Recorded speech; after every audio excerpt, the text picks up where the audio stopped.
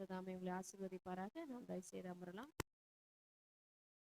இன்றைக்கும் நாம் என்னாகமும் 13ஆம் அதிகாரத்தை நாம் தியானித்துக் கொண்டிருக்கிறோம். இந்த அதிகாரத்துக்குள்ள நாம் பிரவேசிப்பதற்கு முன்பாக சில மொழிகளை சொல்லிவிட்டு இந்த அதிகாரத்துக்குள்ள செல்ல விரும்புகிறேன். எலியனர் ரூஸ்வெல்ட், அதாவது பிரசிடென்ட், யுஎஸோட பிரசிடென்ட்டோட வைஃப் பிராங்க்லின் ரூஸ்வெல்ட் அவர்களோட மனைவி, அவங்க இந்த பொன்மொழியை சொல்லியிருக்கிறாங்க. If you lose you lose all. நீங்க விசுவாசத்தை இழந்துட்டீங்க அப்படின்னா எல்லாத்தையுமே இழந்துட்டீங்க. அப்போ விசுவாசத்தை நாம் காத்து கொள்ள வேண்டும் என்று அவங்க சொல்லியிருக்காங்க. அடுத்ததாக, I believe if you keep your faith. நான் விசுவாசிக்கிறேன், நீங்க விசுவாசத்தை கையில வச்சுக்கிட்டீங்க அப்படின்னா. Number 2, if you keep your trust, நீங்க நம்பிக்கையோடு இருந்தீங்கன்னா. Number 3, if you keep the right attitude.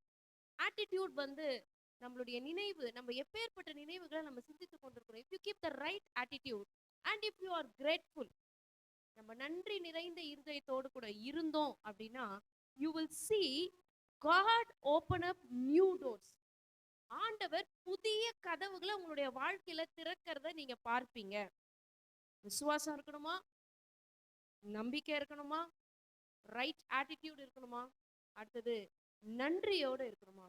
இந்த காரியங்களை நாம் செய்யும் பொழுது தேவனாகிய கர்த்தர் நம்முடைய வாழ்க்கையில புதிய கதவுகளை திறக்கிறதை நம்மால காண முடியும் என்று ஆண்டவருடைய பிள்ளைகள் இப்பேற்பட்ட பொன்மொழிகளை அவர்கள் சொல்லி இருக்கிறார்கள்.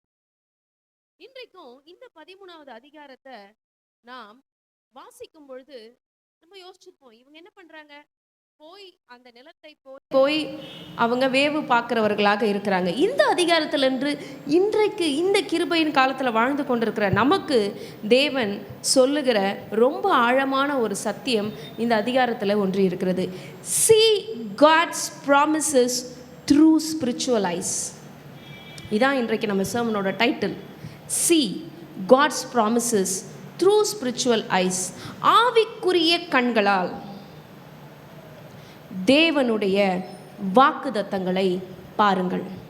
ஆவிக்குரிய கண்கள். தேவஜனமே, தேவனாகிய கர்த்தர் நமக்கு ஆதியாகமம் தொடங்கி வெளிப்படுத்தல் விசேஷம் வரைக்கும் நமக்கு அநேக வாக்குத்தத்தங்களை அவருடைய அன்பின் மடலாகிய இந்த வேத புஸ்தகத்தின் மூலமாக நமக்கு கொடுத்திருக்கிறார். We know the power of the word. We know the power of the promises. ஆனாலும் பல நேரத்தில் நாம் அந்த வாக்குத்தத்தங்களை சரியான முறையில் பார்க்காததுனால, சரியான முறையில் நம்மளுடைய வாழ்க்கையில் அப்ளை பண்ணாததுனால நம்மளால் என்ன பண்ண முடியல அப்படின்னா, சக்ஸஸ் அப்படிங்கிற, வெற்றி அப்படிங்கிற இடத்தை நோக்கி நம்மால் பயணிக்க முடியவில்லை. அப்போ உலகத்தில் இருக்கிற ஒரு சாதாரண ஒரு மனிதர்களுக்கும் வானத்தையும் பூமியும் படைத்த தேவனை நம்பிக்கொண்டிருக்கிற மனிதர்களுக்கும் வித்தியாசம் இருக்கிறது. அவங்க சாதாரணமாக பார்ப்பாங்க. பட் ஆண்டவருடைய பிள்ளைங்க, we need to see through our spiritual eyes. We need to have a different perspective. நம்ம பார்க்கிற விதமே வேற மாதிரியாக ஒரு விஷயத்தையும் நாம் பார்க்க வேண்டும். அதை தான் இந்த அதிகாரத்தில் மூலமாக நாம் இன்றைக்கு கற்றுக்கொள்ள போகிறோம். எந்த அப்ரோச்சில், எந்த பெர்ஸ்பெக்டிவில், எந்த கண்ணோட்டத்தில் இந்த அதிகாரத்தை நாம் இன்றைக்கு பார்க்க போகிறோம். ஆண்டவருடைய வசனம் இந்த அதிகாரத்தில் தொடங்கும் பொழுதே சொல்லுகிறது, கர்த்தர் மோசேயை நோக்கி. கர்த்தர் மோசேயை நோக்கி. தேவனாகிய கர்த்தர் மோசே என்னும் தம்முடைய தாசனோடு அவர் பேசுகிறார். He had a very good relationship with Father God. அவரிடத்தில் அவர் சொல்லுகிற காரியம் என்னவென்றால், 2ஆம் வசனம் நம்ம வாசிக்கும் பொழுது, நான் இஸ்ரவேல் புத்திரருக்கு கொடுக்கும் கானான் தேசத்தை சுற்றி பார்ப்பதற்கு நீ மனிதரை அனுப்பு, ஒவ்வொரு பிதாக்களின் கோத்திரத்திலும் ஒவ்வொரு பிரபுவாகிய புருஷனை அனுப்ப வேண்டும் என்றார். அப்போ ஆண்டவர் ஒரு இன்ஸ்ட்ரக்ஷன் இந்த இடத்துல கொடுக்குறார். ஒரு இன்ஸ்ட்ரக்ஷன், ஒரு கமாண்ட், ஒரு கட்டளை இந்த இடத்துல கொடுக்குறார். நான் உனக்கு கொடுக்குற தேசத்தில், இந்த தேசம் யார் கொடுக்குற தேசம்? கர்த்தரை கொடுக்கிற தேசம்.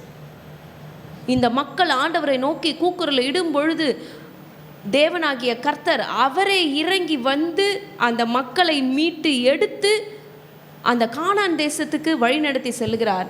அவர் சொல்லுகிறார், நான் இஸ்ரவேல் புத்திரருக்கு கொடுக்கும் கானான் தேசத்தை சுற்றி பார்ப்பதற்கு. எவ்வளோ கமாண்டிங் டோன்ல ஆண்டவர் இந்த இடத்துல சொல்லியிருக்காரு பாருங்க. நான் கொடுக்குற தேசத்தை சுற்றி பார்க்கறதுக்காக, நான் கொடுக்குற தேசம், நான் கொடுக்குற பிளெஸ்ஸிங். இப்படி தான் ஆண்டவர் நம்ம வாழ்க்கையிலும் பல பிளெஸ்ஸிங்கை கொடுக்குறாரு, பல பிளெஸ்ஸிங்கை கொடுத்துக்கிட்டு இருக்காரு, கொடுக்கவும் போறார். அப்போ இந்த பிளெஸ்ஸிங்கை சுற்றி பார்ப்பதற்கு நீ மனிதரை அனுப்பு. அப்போ ஒரு மிஷன், ஒரு பணி. நம்மளுடைய ஆர்மியில் நம்ம பார்த்தோமானால், நம்மளுடைய இந்தியன் ஆர்மியோ இல்லை உலகத்தில் இருக்கிற எந்த ஆர்மியோ இராணுவத்தையோ நம்ம பார்த்தோம்னா, ஒரு மிஷன், ஒரு பணிக்கு, ஒரு குழுக்கு, ஒரு பர்டிகுலர் வேலையை செய்வதற்கென்று அவங்க ஒரு பெயரை அமைப்பாங்க. இந்த மிஷனுக்காக இவங்களை நாங்கள் அனுப்புகிறோம் அப்படிங்கிற மாதிரி. அது மாதிரி இந்த தேசத்தை வேவு பார்ப்பதற்காக தேவனாகி கர்த்தர் ஒரு மிஷன், ஒரு டீமை அனுப்ப சொல்லி மோசே கிட்ட சொல்கிறாரு, மனிதரை அனுப்பு. அதில் என்ன செய்ய வேண்டுங்கிறதையும் அவர் சொல்லியிருக்காரு. நம்ம ஆண்டவர் எல்லாமே ரொம்ப கிளியராக சொல்லியிருப்பார். Everything is clear. ஒவ்வொரு பிதாக்களின் கோத்திரத்திலும் ஒவ்வொரு பிரபு ஆகிய புருஷனையும் அனுப்ப வேண்டும் என்றார். அப்போ நீ ஒரு கோத்திரத்துலேருந்து ஒரு ஆளை செலக்ட் பண்ணி அனுப்பணும்னு சொல்லி அவர் இன்ஸ்ட்ரக்ஷன் சொல்லிட்டார். எந்த காரியத்துக்காக இவர்கள் செல்ல போகிறார்கள் என்றால், ஆண்டவர் அவங்களுக்கு தேசத்தை கொடுத்துட்டாரு, கானான் தேசம். அவர்கள் உள்ள செல்ல போகிறார்கள். அந்த தேசம் எப்படிப்பட்டது என்று பார்ப்பதற்காக இந்த மனிதர்களை அனுப்ப வேண்டும் என்று ஆண்டவர் சொல்லுகிறார். இப்போ இவங்க எந்த இடத்துல இருக்கிறாங்க அப்படின்னா, 3வது வசனம் சொல்லுகிறது, கர்த்தருடைய வாக்கின்படியே அவர்கள் பாரான் வனாந்தரத்தில் இருந்து அனுப்பினான்.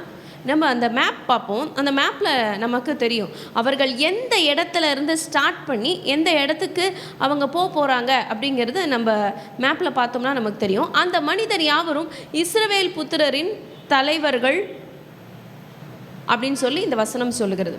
தேவஜனமே, இந்த எண்ணாகமத்தின் புஸ்தகத்தை நாம் தொடங்கும் பொழுது 1ஆம் அதிகாரம் நம்ம எடுத்துக்கொள்ளுமே. இந்த 1ஆம் அதிகாரம் எடுத்துக்கொள்ளும் பொழுது நாம் பார்த்த இந்த 1ஆம் அதிகாரம் எடுத்துக்கொள்ளும் பொழுது நாம் பார்த்த பல பெயர்கள் இந்த இடத்துல கிடையாது.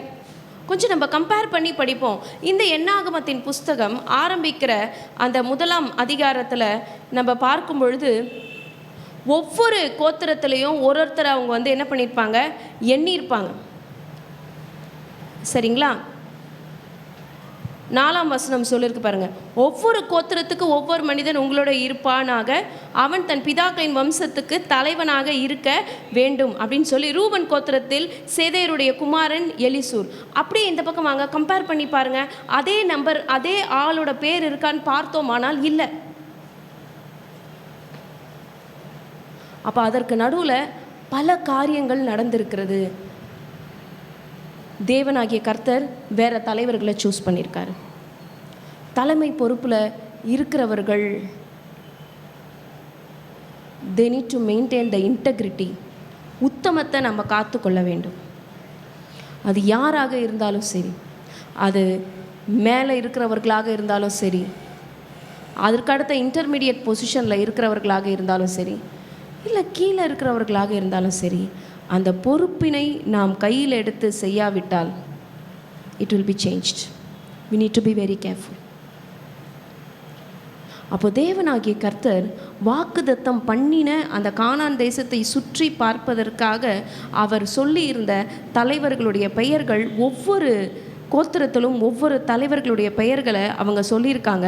நம்ம பார்க்குறோம் 4ஆம் வசனம் தொடங்கி 15 வசனம் வரைக்கும் இவர்களுடைய பெயர்கள் சொல்லப்பட்டிருக்கிறது. இந்த அதிகாரத்தை நம்ம பேராஃப்ரேஸ் பண்ணும்போது 1ஆம் வசனத்திலிருந்து 20ஆம் வசனம் வரைக்கும் ஒரு பிரிவாக பிரித்து கொண்டு அதற்கு ஒரு தலைப்பு நம்ம கொடுக்கலாம். வேவு பார்ப்பதற்கான பணி என்று நம்ம அதற்கு தலைப்பு கொடுக்கலாம். Commission to spy. அடுத்தது 21லேருந்து 25 12 spies in the promised land. வாக்குத்தத்தம் பண்ணப்பட்ட தேசத்தில் 12 வேவுக்காரர்கள் என்று நம்ம தலைப்பு கொடுக்கலாம். அடுத்தபடியாக 26லேருந்து 33 வரைக்கும் த ரிப்போர்ட். இவங்க போய் ஸ்பை பண்ணாங்க இல்லையா, இவங்க போய் வேவு பார்த்தாங்க இல்லையா, அவங்க ரிப்போர்ட் சப்மிட் பண்ணுறாங்க. இப்போ இந்த அதிகாரத்தில் இனிஷியலாக இந்த எண்ணாகமத்தை ஸ்டார்ட் பண்ணும் போது இனிஷியலாக எல்டர்ஸ் பெரியவங்க ஸ்டார்ட் பண்ணுறாங்க. பெரியவர்களுடைய காலம் முடிந்து அடுத்த தலைமுறையாகிய யங்ஸ்டர்ஸ் அந்த தலைமை பொறுப்பை அவர்கள் ஏற்கிறார்கள். அந்தந்த 12 கோத்திரத்தில் இருக்கிற எல்டர்ஸ் பெரியவர்களுடைய காலம் முடிந்த பிறகு அல்லது பெரியவர்களுடைய பெலன் முடிந்த பிறகு அந்த கோத்திரத்தில் புதியவர்களாகிய இளைஞர்கள் அவங்க பொறுப்பெடுக்கிறாங்க. ஏன்னா தேசத்தை அவங்க சுற்றி பார்க்க போகிறாங்க. அப்போது இவங்க பொறுப்பெடுக்கிறாங்க. தேவஜனமே, கர்த்தருடைய பணி என்பது it is a continuous process. இப்போ நாம் இன்றைக்கு செய்கிறோம், ஆனால் அடுத்தது இந்த பணியினை செய்வதற்கு நம்முடைய பிள்ளைகளை அந்த வழியில் நம்ம கொண்டு வந்து விட வேண்டும். இல்லைன்னா அவங்களுக்கு தெரியாது. நம்ம பிள்ளைங்களுக்கு எப்படி ப்ரஷ் பண்ணுறதுன்னு சொல்லித்தரோம், எப்படி ட்ரெஸ் பண்ணுறதுன்னு சொல்லித்தரோம், எப்படி நீட்டாக சாப்பிட்ணுன்னு சொல்லித்தரோம். அதே மாதிரி ஆண்டவருடைய ஊழியத்தை எப்படி செய்வதுங்கிறதையும் நம்ம தான் சொல்லித்தரணும். இப்படியாக இந்த கோத்திரத்தினுடைய மக்களுடைய பெயர்களை நம்ம அப்படியே வாசிப்போம். இதில் சொல்லப்பட்டிருக்கிறது, அவர்களுடைய நாமங்கள் ஆவன: ரூபன் கோத்திரத்தில் சக்கூரின் குமாரன் சமுவா, சிமியோன் கோத்திரத்தில் ஓரியின் குமாரன் சாப்பாத், யூதா கோத்திரத்தில் எப்புன்னேயின் குமாரன் கேலப், இசக்கார் கோத்திரத்தில் யோசேப்பின் குமாரன் ஈகால், எப்ராயிம் கோத்திரத்தில் நூனின் குமாரன் ஒசேயா, பெஞ்சமின் கோத்திரத்தில் ரப்புவின் குமாரன் பல்தி, செபுலோன் கோத்திரத்தில் சோதியின் குமாரன் காதியேல், யோசேப்பின் கோத்திரத்தை சேர்ந்த மனாசே கோத்திரத்தில் சூசின் குமாரன் காதி, தான் கோத்திரத்தின் கமல்லியலின் குமாரன் அம்மியேல், ஆசேர் கோத்திரத்தில் மிகாவேலின் குமாரன் சேத்தூர், நப்தலி கோத்திரத்தில் ஒப்பேசியின் குமாரன் நாகாபி, காத் கோத்திரத்தில் மாகியின் குமாரன் கூவேல். தேசத்தை சுற்றி பார்க்கும்படி மோசே அனுப்பின மனிதர்களின் நாமங்கள் இவைகளே. நூனின் குமாரனாகிய ஒசேயாவுக்கு யோசுவா என்று மோசே பெயரிட்டிருந்தான். இந்த இடத்துல ஒரு ஸ்பெஷலான ஒரு மென்ஷன் பண்ணியிருக்கிறாங்க ஒரு நபரை குறித்து. மேலே சொல்லப்பட்ட அதே நபரை திரும்பியும் இங்கே சொல்லியிருக்காங்க. தேவனாகிய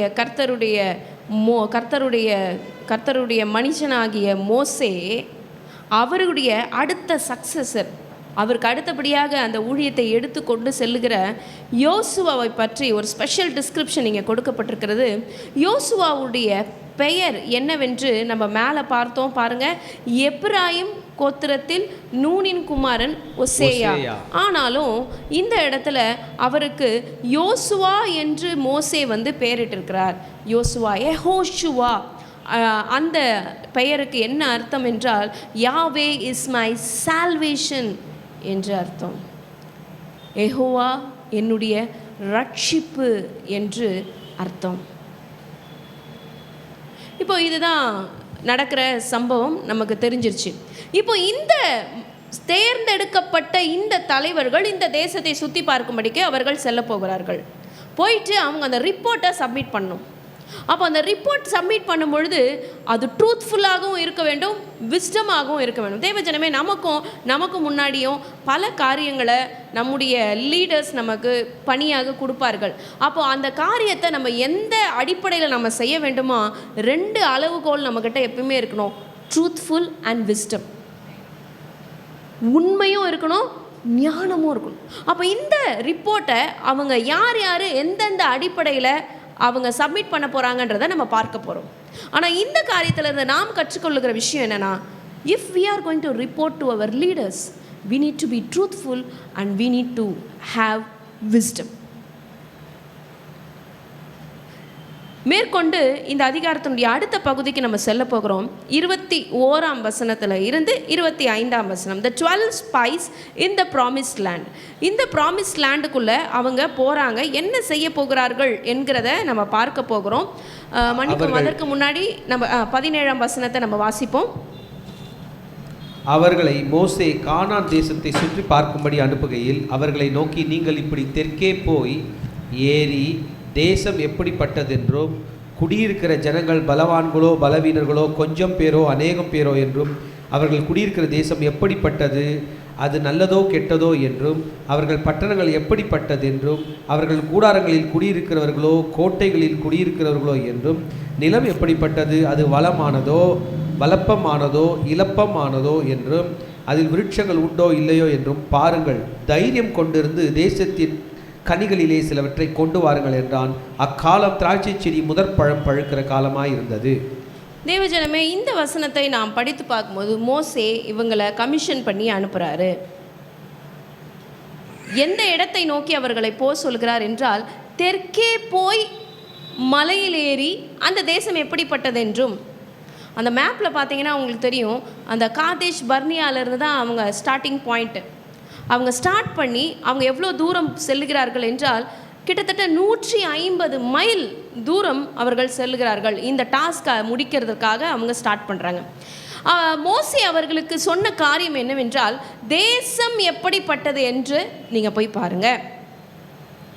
அடுத்தது, அங்கே குடியிருக்கிற ஜனங்கள் பலவான்களா இல்லை பலவீனர்களா? அடுத்தது, கொஞ்சம் பேரா இல்லை அநேகம் பேரா? அதையும் செக் பண்ணுங்க அப்படின்னு சொல்கிறார்.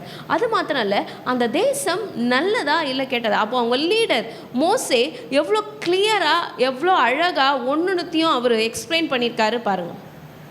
அந்த பட்டணங்கள் எப்படிப்பட்டதுன்றும் பாருங்க.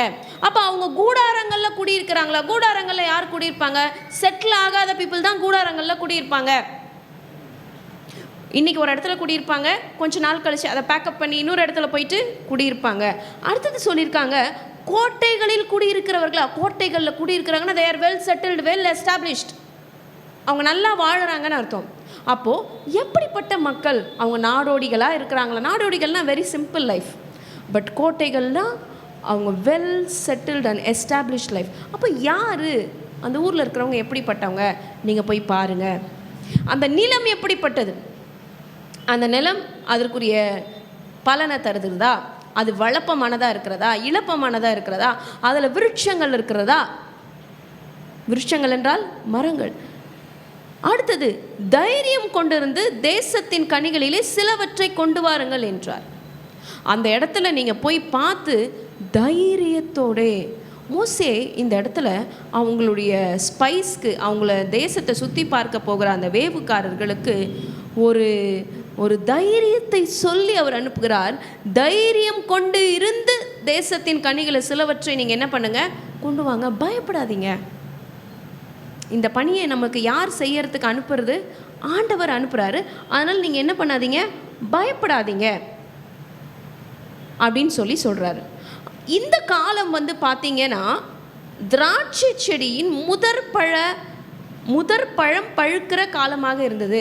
அப்போ இது எந்த காலகட்டம் என்று பார்க்கும்பொழுது இது ஜூலை மாதமாக இருக்க வேண்டும் என்று வேத ஆராய்ச்சியாளர்கள் சொல்லுகிறார்கள். அப்போ இந்த காலகட்டத்தில் தான் இவங்க ஸ்பை பண்ண போயிருக்காங்க.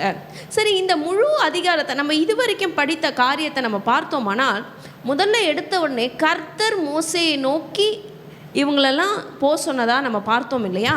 ஆனால் இந்த இன்ஸ்ட்ரக்ஷன் நம்ம பார்த்தோமானால் ஜனங்களே சொல்லியிருப்பாங்க. அந்த அதிகாரம் எண்ணாகமம், நம்ம அந்த வசனத்தை நம்ம எடுத்துக்கொள்வோம். எண்ணாகமம் 1ஆம் அதிகாரம் 19ஆம் வசனத்திலிருந்து 23ஆம் வசனம் வரைக்கும் பார்த்தோமானால் ஜனங்களும் இதே ஆலோசனை தான் சொல்லியிருக்காங்க. இப்படி கர்த்தர் கட்டளையிட்டபடியே மோசே அவர்களை சீனாய் வனாந்தரத்தில் எண்ணி பார்த்தான். இஸ்ரவேலின் மூத்த குமாரனாகிய ரூபன் புத்திரருடைய பிதாக்களின் வீட்டு வம்சத்தாரில் 20 வயது உள்ளவர்கள் முதல் யுத்தத்திற்கு புறப்படத்தக்க புருஷர்கள் எல்லோரும் தலையாக எண்ணப்பட்ட போது ரூபன் கோத்திரத்தில் எண்ணப்பட்டவர்கள் 46,500 பேர். சிமியோன் புத்திரருடைய பிதாக்களின் வீட்டு வம்சத்தாரில் 20 வயது உள்ளவர்கள் முதல் யுத்தத்திற்கு புறப்படத்தக்க புருஷர் எல்லாரும் தலையாக எண்ணப்பட்ட போது சிமியோன் கோத்திரத்தில் எண்ணப்பட்டவர்கள் 59,300 பேர். காத் புத்திரரில் பிதாக்கள் வீட்டு வம்சத்தாரில் 20 வயது முதல் யுத்தத்திற்கு புறப்படத்தக்க புருஷர்கள் எல்லாரும் எண்ணப்பட்ட போது காத் புத்திரரில் எண்ணப்பட்டவர்கள் 45,600 பேர். யூதா கோத்திரத்தில் எண்ணப்பட்டவர்கள் 74,600 பேர். இசக்கர் கோத்திரத்தில் எண்ணப்பட்டவர்கள் 54,400 பேர். செபுலோன் கோத்திரத்தில் எண்ணப்பட்டவர்கள் 57,400 பேர். எப்பிராயிம் கோத்திரத்தில் எண்ணப்பட்டவர்கள் 40,500 பேர். மனாசே கோத்திரத்தில் எண்ணப்பட்டவர்கள் 32,200 பேர். பெஞ்சமின் கோத்திரத்தில் எண்ணப்பட்டவர்கள் 35,400 பேர். தேவஜனமே, நம்ம மேற்கொண்டு இந்த அதிகாரத்தில் உள்ள மீதி வசனங்களை நம்ம பார்த்தோமானால் நமக்கு என்ன புரிகிறது என்றால், இந்த டிசிஷனை தான் ஜனங்களுமே எடுத்தாங்க. இந்த தேசத்தை சுற்றி பார்க்க வேண்டும் என்ற தீர்மானத்தை முதல்ல இவங்களே எடுக்கிறாங்க. அப்போது நம்ம இந்த தீர்மானத்தை எடுப்பதற்கு முன்னாடியே நான் சொல்ல வருகிற காரியம் என்ன அப்படின்னா, it is in the plan of God. நம்ம வாழ்க்கையில் நம்ம ஒரு டிசிஷன் எடுக்கிறதுக்கு முன்னாடி, நம்ம ஒரு தீர்மானம் எடுக்கிறதுக்கு முன்னாடி, நம்மளுடைய வாழ்க்கையில் அந்த டிசிஷனை எடுக்கிற அந்த அத்தாரிட்டி யாருடைய கரத்தில் இருக்கிறது என்றால் ஆண்டவருடைய கரத்தில் இருக்கிறது. அப்போ ஆண்டவரும் அந்த டிசிஷனை எடுத்திருக்கிறாரு. அதே போல் ஆண்டவருடைய பிள்ளைகளும் அவருடைய மோசேக்கு கீழே இருக்கிற மீதி பேரும் என்ன பண்ணுறாங்கன்னா இதே டிசிஷனை எடுத்துருக்குறாங்க. என்ன டிசிஷன்? நம்ம போய் அந்த லேண்டை சுற்றி பார்க்கணும். இப்போ இவங்க சுற்றி போகிற இந்த காலகட்டம் நம்ம பார்க்கும் பொழுது திராட்சை செடியின் முதற் பழம் பழுக்கிற காலமாக இருந்தது. அப்போ மோசே சொல்லி அனுப்புகிறாரு, அந்த ஊரில் இருக்கிற கனிகளை நீங்கள் என்ன பண்ணுங்க, கொண்டு வாங்க. அப்போ அந்த நிலம் எப்படிப்பட்டதுங்கிறத அந்த கனியை வச்சு நம்ம என்ன பண்ணலாம், ஒரு ஐடியா நமக்கு வரும், ஒரு பிக்சர் நமக்கு வரும் என்று அவர்கள் யோசித்து அந்த காரியத்தை அவங்க ஸ்டார்ட் பண்ணுறாங்க. இப்போ 26ஆம் வசனத்தில் இருந்து 26ஆம் வசனத்தில் இருந்து 33 வரைக்கும் என்ன நடக்கிறதுங்கிறது நம்ம பார்க்குறோம். அவங்க ரிப்போர்ட் பண்ணுறாங்க. ஆனால் 22ஆம் வசனம் சொல்லுகிறது, தெற்கேயும் சென்று எபிரோன் மட்டும் அவங்க போனாங்க. அங்கே ஏனாக்கின் குமாரனாகிய அகிமானும் சேசாயும் தல்மாயும் இருந்தார்கள். எபிரோன் எகிப்தில் உள்ள சோவானுக்கு 7 வருஷத்துக்கு முன்னாடியே கட்டப்பட்டது. பின்பு அவர்கள் எஸ்கோல் பள்ளத்தாக்கு மட்டும் போய் அங்கே ஒரு குலையுள்ள ஒரு திராட்சை கொடியை அறுத்தார்கள். அதை அவர்கள் ஒரு தடியிலே 2 பேர் கட்டி தூக்கி கொண்டு வந்தார்கள். மாதுளம் பழங்களிலும் அத்தி பழங்களிலும் சிலவற்றை கொண்டு வந்தார்கள். தேவஜனமே, அந்த அப்பேற்பட்ட ஒரு சிறப்பு வாய்ந்த அந்த திராட்சை கொலையை பற்றி நம்ம யோசித்து பார்ப்போமே. அந்த திராட்சை கொலையினுடைய அந்த அளவு பார்க்கும் பொழுது அந்த எவ்வளவு பெரிதாக இருக்கிறது என்றால், அந்த குலையை ஒரு தண்டியிலே அவங்க அதை கோத்து அதை 2 பேர் தூக்கிட்டு வர அளவுக்கு அது அவ்வளவு செழுமையான ஒரு தேசமாக அது இருந்திருக்கிறது. எத்தனை நாள் அவங்க கழித்து திரும்புகிறாங்க அப்படின்னா 40 நாள் சென்ற பிறகு அவங்க திரும்புகிறாங்க. அவங்க திரும்பிட்ட பிறகு ரிப்போர்ட் பண்ணுறாங்க. நான் என்னுடைய சர்மன் ஸ்டார்ட் பண்ணும் போதே சொன்னேன், when we report to our authority, it should be truthful and it should be of wisdom. நம்முடைய லீடர்ஸ்க்கு, நம்மளுக்கு மேலே இருக்கிற அத்தாரிட்டிக்கு நம்ம ரிப்போர்ட் பண்ணும்பொழுது உண்மை உள்ளவர்களாகவும் இருக்க வேண்டும், அதில் ஞானமும் விளங்க வேண்டும் என்று நம்ம சொன்னோம். அப்போது எல்லாரும் போயிருக்கிறாங்க. குலத்துக்கு ஒருவனை, கோத்திரத்துக்கு ஒருவனை அவங்க செலக்ட் பண்ணி அனுப்புகிறாங்க. யார் யார் என்னென்ன மாதிரி ரிப்போர்ட் சொல்கிறாங்கன்றதை நம்ம பார்க்க போகிறோம். 26ஆம் வசனத்துலேருந்து 33 வரைக்கும் ரிப்போர்ட் தான். அதில் சொல்லப்பட்டிருக்கிறது, அவங்க சொல்லியிருக்காங்க,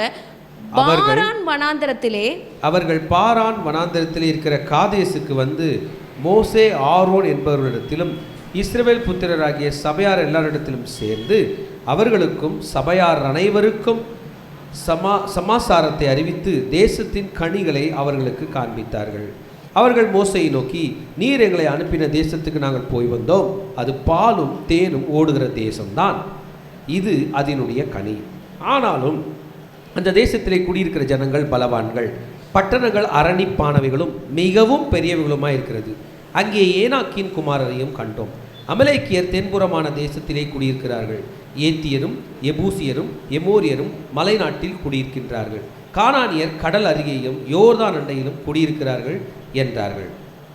அப்பொழுது காலேப் மோசேக்கு முன்பாக ஜனங்களை அமர்த்தி, நாம் உடனே போய் இதை சுதந்திரித்துக் கொள்வோம், நாம் அதை எளிதாய் ஜெயித்து கொள்ளலாம் என்றான்.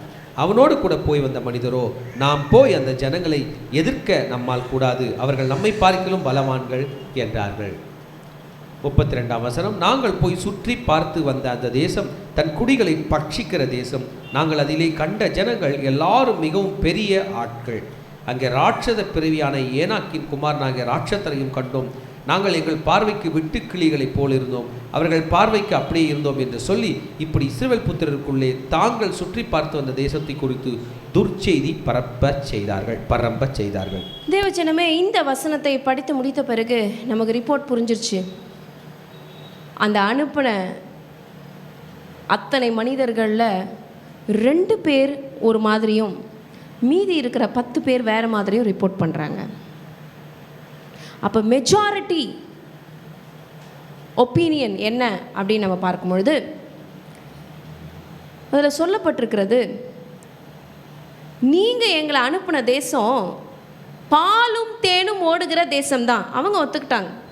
பாலும் தேனும் அப்படின்னும் போது பால் எதை குறிக்கிறது என்றால் அந்த தேசத்தினுடைய செழுமையை குறிக்கிறது. அந்த தேசத்தினுடைய பவுல்ட்ரி, அந்த தேசத்தில் இருக்கிற ஆடுகள் மாடுகள் அதனுடைய செழுமையை குறிக்கிறது. அந்த கேட்டில் அனிமல் ஹஸ்பண்ட்ரியை குறிக்கிறது. நீங்கள் பார்த்தீங்க அப்படின்னா அந்த அளவுக்கு அதனுடைய தேசத்தினுடைய செழிப்பு அதிகமாக இருக்கிறதுனால பாலும் ஓடுகிறது தேனும் ஓடுகிறது. தேன் என்று நம்ம பார்க்கும் பொழுது எதுலேருந்தெல்லாம் தேன் செக்ரீட் ஆகும் அப்படின்னு நம்ம பார்க்கும் பொழுது ஃப்ரூட்ஸ்லேருந்து செக்ரீட் ஆகும். அந்த இனிமை, அந்த டேஸ்ட். அடுத்தது பூக்களிலிருந்து. அந்த பூக்கள் எப்படி வரும்? அந்த நிலம் ஆசீர்வதிக்கப்பட்டதாக இருந்தால் தான் அந்த பூக்கள் வரும். அப்போ பூக்கள், கனிகள், அந்த இடத்துல இருக்கிற அனிமல்ஸு எல்லாமே செழிப்பு வாய்ந்ததாக இருக்கிறதுனால அந்த தேசம் பாலும் தேனும் ஓடுகிற தேசம்தான், இது அதனுடைய கனி என்று அவங்க ரிப்போர்ட் கொடுத்துட்டாங்க. ஆனாலும் இந்த இடத்துல அவங்க ஒரு நெகட்டிவாக ஒரு ரிப்போர்ட் கொடுக்குறாங்க. என்ன சொல்கிறார்கள்? அந்த தேசத்திலே குடியிருக்கிற ஜனங்கள் பலவான்கள், அவங்களுடைய பட்டணங்களும் அரணிப்பானவைகள், ரொம்ப பெரியவர்களாக இருக்கிறது. அங்கே ஏனோக்கின் குமாரரையும் நாங்கள் கண்டோம். அவங்க சாதாரணமான மனுஷங்க அல்ல, அவங்க ராட்சத மனுஷர்கள். அடுத்தது என்னென்ன மாதிரியான மக்கள் அந்த இடத்துல இருக்கிறாங்கன்றதை சொல்லிட்டாங்க. ஏத்தியர் இருக்காங்க, எபூசியர் இருக்காங்க, எமோரியர் இருக்காங்க, கானானியர் இருக்காங்க, எல்லாருமே அந்த ஊரில் இருக்கிறாங்க அப்படின்னு சொல்லி நெகட்டிவாகவே அந்த விஷயத்தை குறித்து சொல்லிட்டு இருக்காங்க. ஆனால் இந்த 10 பேர் மெஜாரிட்டியாக ஒரு விஷயத்தை சொல்லும் பொழுது அதற்கு அப்போஸ் பண்ணி டிசென்டிங் ஒப்பீனியன் என்று சொல்வார்கள். மெஜாரிட்டி ஒப்பீனியன், அதுக்கு ஆப்போசிட்டாக சொல்கிற டிசென்டிங் ஒப்பீனியன் யார் சொல்கிறாங்க அப்படின்னு நம்ம பார்க்கும்போது காலேப் சொல்கிறார். காலேப் மோசேக்கு முன்பாக ஜனங்களை அமர்த்தி, அப்போது தேவனாகிய கர்த்தர் தன்னை அனுப்பின பணியை சரியாக செய்து முடித்தது காலேப். அவர் தன்னுடைய ரிப்போர்ட்டை எப்படி சப்மிட் பண்ணுறாருன்னா ட்ரூத்ஃபுல்லாகவும் சப்மிட் பண்ணுறாரு, ஞானம் விஸ்டமோட சப்மிட் பண்ணுறாரு. இன்னொரு ஒரு விஷயத்தை நம்ம பார்த்தோமானால் விசுவாசம் அப்படிங்கிற ஒரு காரியம் அவருக்குள்ளே இருந்திருக்கிறது. He saw everything according to the spiritual eyes. தேவன் 400 வருஷம் அடிமையாக இருந்த ஜனங்களை, எத்தனை வருஷம்? 400 வருஷம், கிட்டத்தட்ட 40 மணி நேரத்தில் அந்த சங்காரத்தூரன் வந்து அந்த ப்ராசஸ்லாம் பண்ணி இவங்க பஸ்கா பண்டிகையெல்லாம் கொண்டாடி இவங்க ஊர்லேருந்து கிளம்புறாங்க. எகிப்திலேருந்து அவங்களுக்கு முன்னாடி செங்கடல் வந்தது. தேவனுடைய பெரிய மகத்துவமான கிரியை அந்த நேரத்தில் வெளிப்பட்டது. 10 வாதைகள் மூலமாக தேவனுடைய மகத்துவமான கிரியை வெளிப்பட்டது. அவை எல்லாவற்றையும் காலேப் யோசித்து பார்த்திருப்பார் நான் நினைக்கிறேன். அப்போ இது எல்லாத்தையும் எங்கள் ஆண்டவரை நான் காப்பாற்றிட்டு வந்தாரே, இல்லை இந்த காரியங்களை அவர் கேள்வி கூட பட்டிருக்கலாம். இது மாதிரியான காரியங்கள் நடந்திருக்கிறது என்று கேள்வி கூட அவர் பட்டிருக்கலாம். ஆனால் இந்த மேலே சொன்ன ஜனங்க அவங்க அந்த ப்ராப்ளத்தை மாத்திரம்தான் பெருசாக சொன்னாங்க. அவங்க பலவான்கள், அவங்க பட்டணங்கள் அரணிப்பு, அவங்க பெரியவங்க, அவங்க வந்து இங்கே இருக்காங்க அங்கே இருக்காங்க. ஆனால் Caleb was a man of faith. ஜனங்களை அமர்த்துறார், ஜனங்களை பாசிஃபை பண்ணுறார். நாம் உடனே போய் அதை சுதந்தரித்துக் கொள்வோம், நாம் அதை எளிதாய் ஜெயித்து கொள்ளலாம் என்றான். நம்ம போய் அதை எளிதாக ஜெயித்திடலாம். Because he had faith in his God. ஆண்டவர் மேல அவனுக்கு விசுவாசம் இருந்ததுனால இந்த காரியத்தை நம்ம ஜெயிச்சிடலாம். ஏன்னா இவ்வளோ தூரம் நம்மளை நடத்தி வந்த ஆண்டவர் இந்த கானான் தேசத்துக்குள்ள நம்ம பிரவேசிக்க பிறகும் நம்ம கூட இருந்து இவங்க எல்லாரையும் ஜெயித்து அதை நம்ம சுதந்திரித்து கொள்ள தேவனாகிய கர்த்தர் நமக்கு உதவுவார் என்று விசுவாசத்தோடு he gave a positive declaration. இன்றைக்கு பிரியமானவர்களே, நாம் இந்த காலேபை போல இருக்க வேண்டும். We need to have a great faith and we need to have the right insight. இந்த ரெண்டு வார்த்தையும் நான் திரும்பி சொல்கிறேன், கொஞ்சம் கேட்டுக்கோங்க. We need to have a great faith. சாதாரண விசுவாசம் நமக்குள்ள இல்லை, பெரிய விசுவாசம் இருக்க வேண்டும். அது மாத்திரமல்ல, ரைட் இன்சைட். எந்த பணிக்காக நம்மளை ஆண்டவர் அனுப்பியிருக்காரு? இதுதான் ஆண்டவர் எனக்கு கொடுத்த தேசம் என்று முடிவாகி விட்டது. சரியா? இதுதான் அவங்களுக்கு ஆண்டவர் கொடுத்துருக்கிற ப்ராமிஸ் லேண்ட். அப்போ இந்த ப்ராமிஸ் லேண்டை பற்றியே நான் ஒரு நெகட்டிவ் கன்ஃபெஷன் கொடுத்தேன்னா அந்த பிளெஸ்ஸிங்கை நான் எப்படி சுதந்திரித்துக் கொள்வது? Though there may be challenges, அந்த இடத்துல சவால்கள் இருந்தாலும் அந்த சவால்களை ஜெயிக்கக்கூடிய பலனைய வல்லமைய ஆண்டவர் கொடுப்பார் என்று காலேப் நம்பினார். ஆனால் அதை மீதி பேர் நம்பலை. அவங்க அந்த ப்ராப்ளத்தை மாத்திரம்தான் பார்த்தாங்க, அந்த சூழ்நிலையை மாத்திரம்தான் பார்த்தாங்க. அந்த சூழ்நிலையை மாற்ற வல்ல ஆண்டவரை அவர்கள் பார்க்கவில்லை. They did not have the right insight. நம்ம வாழ்க்கையிலையும் மிகப்பெரிய நம்மளால் என்ன பண்ணுறதுனே தெரியாத ஒரு சூழ்நிலைகள், ஒரு குழப்பங்கள் வரும் பொழுதும் நம்ம அந்த சூழ்நிலையை பார்க்காதபடிக்கு சூழ்நிலையை மாற்ற வல்ல ஆண்டவரை நோக்கி நாம் பார்க்க வேண்டும். Where is your faith this morning? Where is your faith? உங்கள் விசுவாசம் எங்கே இருக்குது? உங்கள் விசுவாசம் எப்படி இருக்குது இன்னைக்கு கால வேளையில்? Open your spiritual eyes. உங்கள் ஆவிக்குரிய கண்ணை தரங்க.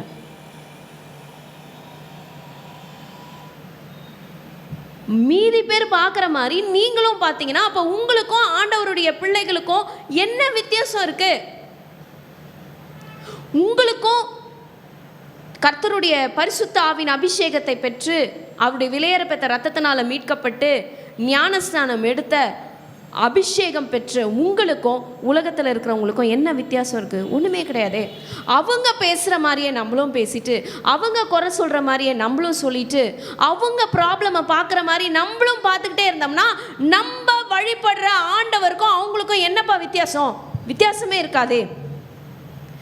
நாம் வணங்குகிற தேவன் அவர் உயிர்த்தெழுந்த தேவன், அவர் வல்லமை உள்ள தேவன். We need to have a great faith and right insight. இந்த காலேபை குறித்து நான் யோசித்து பார்க்கிறேன்.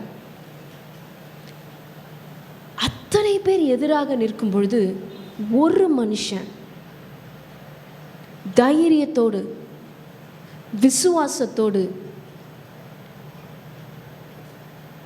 இந்த காரியத்தை அவர் சொல்றாரு. நாம் அதை சுதந்திரித்து கொள்ளலாம், எளிதாய் ஜெயித்து கொள்ளலாம். How positive and how faith is his declaration. ஆனால் மீதி பேர் பாருங்க, திரும்பியும் அவனுக்கு ஆப்போசிட்டாக என்ன சொல்கிறாங்கன்னா, அவனோட கூட போய் வந்த மனிதர்கள் நாம் போய் வந்த ஜனங்களோட நம்மளால் எதிர்க்க முடியாது. ஒரு வேலையை செய்கிறாங்கல்ல, யாருமே செய்யாத நேரத்தில் கவனிங்க, ஒரு வேலையை செய்கிறாங்கல்ல, நம்மளால் அந்த வேலையை செய்ய முடியல, பட் அந்த பர்டிகுலர் மனுஷங்க அதை செய்கிறாங்க அப்படின்னும் போது அவங்கள நம்ம டிஸ்டர்ப் பண்ணக்கூடாது. Let them do, let them try. நம்ம அந்த வேலையை ட்ரையே பண்ணலை, ஆனால் ட்ரை பண்ணுற ஒரு நபரை நம்ம போய் ஏன் டிஸ்டர்ப் பண்ணணும்? ட்ரை பண்ணுற ஒரு நபரை ஏன் நம்ம நெகட்டிவாக சொல்லி அதை டிஸ்டர்ப் பண்ணி அதை ஸ்டாப் பண்ணணும்? Let them try. இங்கே காலேப் சொல்கிறாரு, நான் ஜெயிப்பேன், நம்ம ஜெயிக்கலாம், நம்ம சுதந்திரத்து கொள்ளலான்னு சொல்லும் போது அவங்க ஆப்போசிட்டாக சொல்கிறாங்க. திரும்பியும் அந்த ஜனங்களுடைய எதிர்க்க நம்மால் கூடாது, அவர்கள் நம்மை பார்க்கிலும் பலவான்கள் என்றார்கள். அப்போ அவங்க பார்த்தது வெறும் மனுஷங்களை தான் மாத்திரம் தான் பார்த்தாங்க. ஆனால் எனக்குள்ள இருக்கிற என் தேவன் உலகத்தில் இருக்கிறவனிலும் பெரியவருங்கிறத அவங்க பார்க்கல.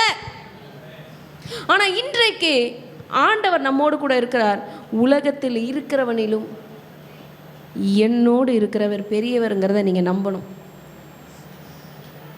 நாங்கள் போய் சுற்றி பார்த்து வந்த அந்த தேசம் தன் குடிகளை பட்சிக்கிற தேசம். நாங்கள் அதில் கண்ட ஜனங்கள் எல்லாரும் மிகவும் பெரிய ஆட்கள். அங்கே ராட்சத பிறவியான ஏனோக்கின் குமாரராகிய ராட்சதரை கண்டோம். நாங்கள் எங்கள் பார்வைக்கு வெட்டுக்கிளிகளைப் போல இருந்தோம், அவர்கள் பார்வைக்கும் அப்படியே இருந்தோம் என்று சொல்லி இப்படி இஸ்ரவேல் புத்திரருக்குள்ளே தாங்கள் சுற்றி பார்த்து வந்த தேசத்தை குறித்து துர்ச்செய்தியை பரப்ப செய்தார்கள். இந்த தேசம் யார் கொடுத்த தேசம்? கர்த்தர் கொடுத்த தேசம். அப்போ கர்த்தரோட பர்ஸ்பெக்டிவ்ல நம்ம பார்க்குறோமா? ஆவிக்குரிய கண்களால் நம்ம பார்க்குறோமா? ஆண்டவருடைய கண்ணோட்டத்தில் அந்த விஷயத்தை நம்ம பார்க்குறோமா? இதுதான் நம்ம முன்னாடி ஒரு பெரிய கொஸ்டின். ஆண்டவரோட கண்ணோட்டத்தில் நம்ம அந்த காரியத்தை செய்கிறோமா? ஆண்டவராகிய இயேசு கிறிஸ்துவை நசரேயனாகிய இயேசுவை தேவன் பரிசுத்த ஆவியினாலும் வல்லமையினாலும் நிரப்பியிருந்தபடினால அவர் நன்மை செய்கிறவராயும் பிசாசின் வல்லமையில் அகப்பட்ட யாவரையும் குணமாக்குகிறவராயும் சுற்றி திரிந்தாரே. அப்போ பரிசுத்த ஆவியினாலும் வல்லமையினாலும் நிரப்பப்பட்ட அருமையான மகனே, அருமையான மகளே, நாமளும் அந்த மாதிரி காரியத்தை செய்ய வேண்டும். நசரேயனாகிய இயேசு செய்த காரியத்தை, அவருடைய அடிச்சுவடுகளை நம்ம ஃபாலோ பண்ணோம்.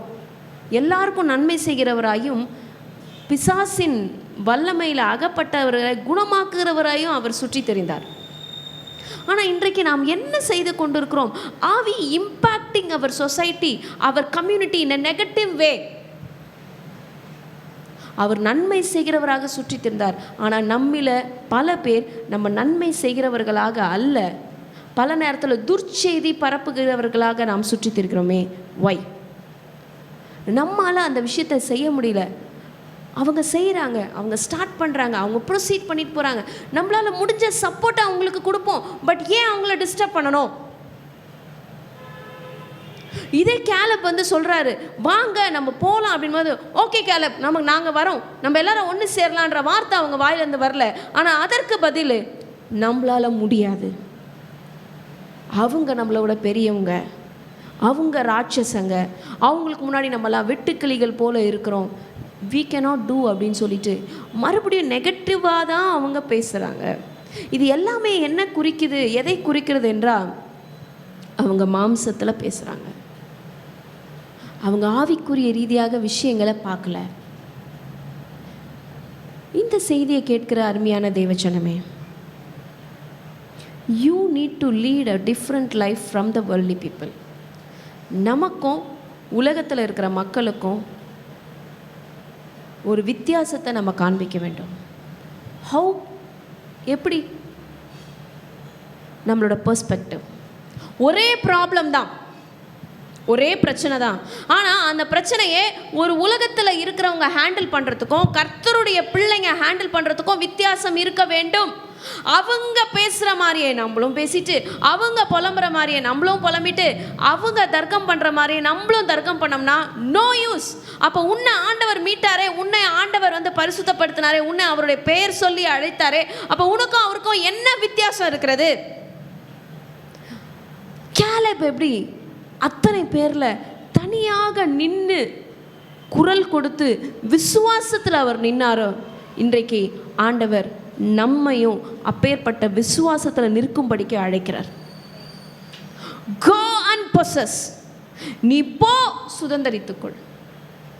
இந்த என்னாகமம் 13வது அதிகாரத்தை நான் ரொம்ப ப்ராஃபட்டிக்காக பார்க்குறேன், நான் ரொம்ப தீர்க்க தரிசனமாக பார்க்குறேன்.